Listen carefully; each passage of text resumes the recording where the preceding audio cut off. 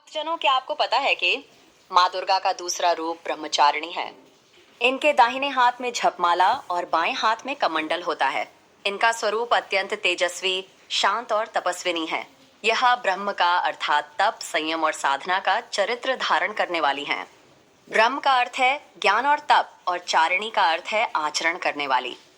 अर्थात माँ ब्रह्मचारिणी वह देवी हैं जो कठोर तपस्या और संयम का आचरण करती। माँ ब्रह्मचारिणी की कथा। पौराणिक मान्यता है कि माँ पार्वती ने भगवान शिव को पति रूप में प्राप्त करने के लिए हजारों वर्षों तक कठोर तपस्या की। इसी तपस्या के काल में उनका रूप ब्रह्मचारिणी कहलाया। उन्होंने खुले आकाश के नीचे तप किया, हजारों वर्ष तक केवल फल और मूल खाए और कई वर्षों तक निराहार रहकर केवल वायु पर जीवित रहीं। उनके इस कठिन तप ने पूरे ब्रह्मांड को हिला दिया और देवताओं ने उन्हें तप की देवी माना। पूजा विधि।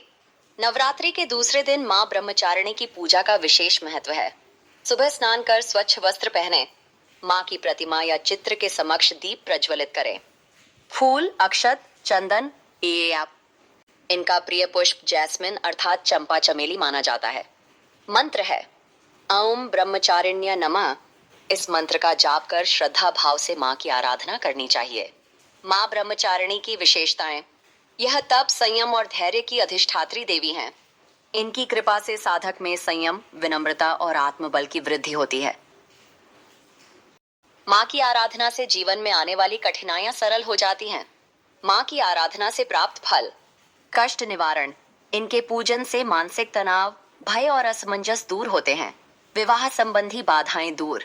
जो कन्याएं योग्य वर की प्राप्ति चाहती हैं, उनके लिए यह पूजा अत्यंत फलदायी मानी जाती है। उनके लिए मोक्ष की प्राप्ति। आज की भाग दौड़ भरी जिंदगी में हम सबको धैर्य, संयम और आत्मविश्वास की बहुत आवश्यकता है।